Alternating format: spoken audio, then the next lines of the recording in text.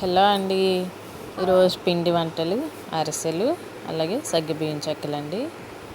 ఈ అరిసెలకి పాకం పడుతున్నారు.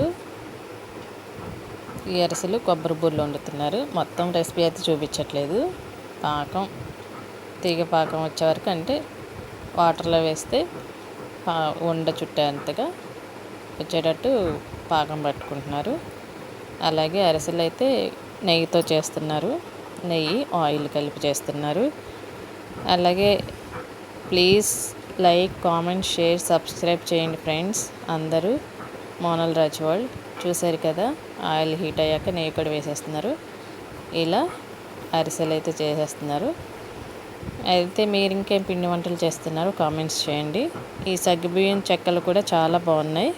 టేస్టీ అయితే క్రిస్పీగా ఉన్నాయి. సగ్గుబియ్యం ఒక గంట నానబెట్టేసి, మామూలుగా మనం చెక్కలు అయితే పిండి ఎలా కలుపుకుంటామో అలా కలుపుకొని దానిలో సగ్గుబియ్యం వేసేసుకోవడమే.